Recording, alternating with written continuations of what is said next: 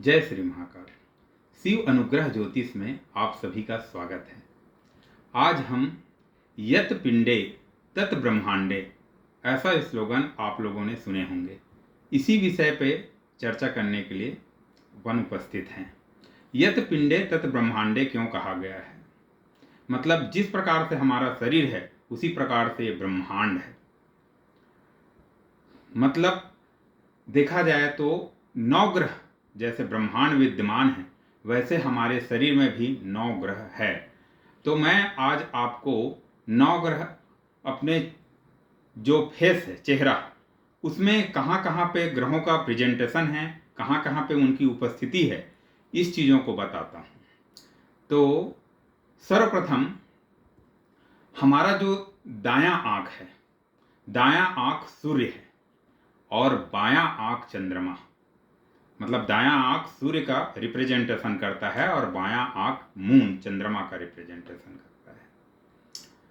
सूर्य और चंद्र के बाद अब नंबर आता है मंगल।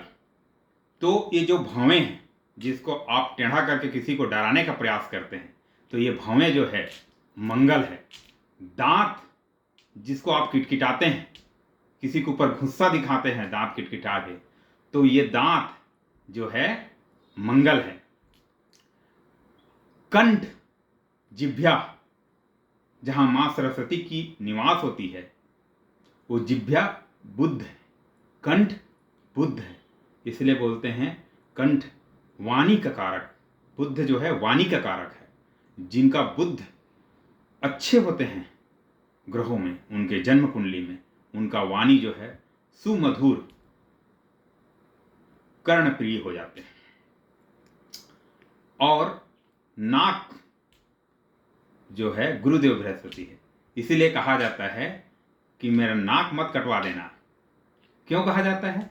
क्योंकि नाक जो है गुरुदेव बृहस्पति है, इसलिए नाक को संभाल के रखना है, कहीं नाक ना कटवा देना, ऐसा कहा जाता है। उसके बाद शुक्र, गाल जो है वो शुक्र है।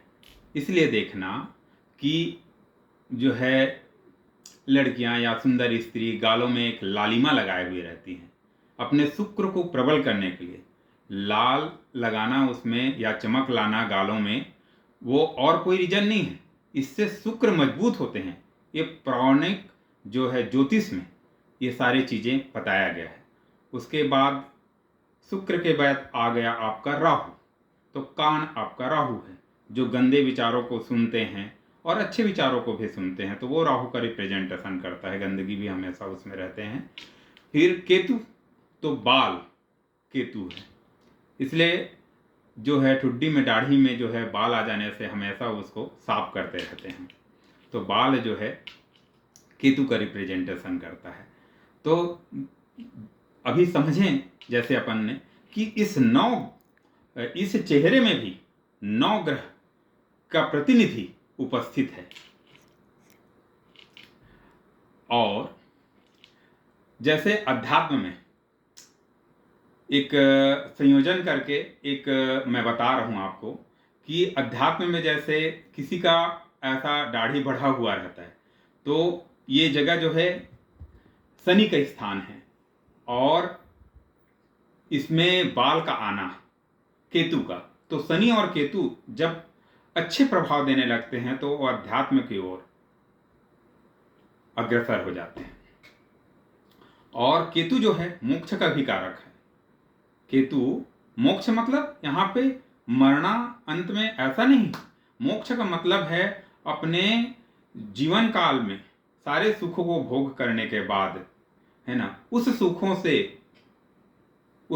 को परित्याग कर देना, उस सुखों से परित्यक्त हो जाना अपने आप को, ये है मोक्ष। तो आज हमने समझे 9 ग्रहों को अपने चेहरे में किस प्रकार से देखें, और आपको अपने जीवन में किस प्रकार से अपने चेहरे में ग्रहों को ढूंढना है, समझना है, तो उसके लिए कमेंट करके बताइएगा। जय श्री महाकाल।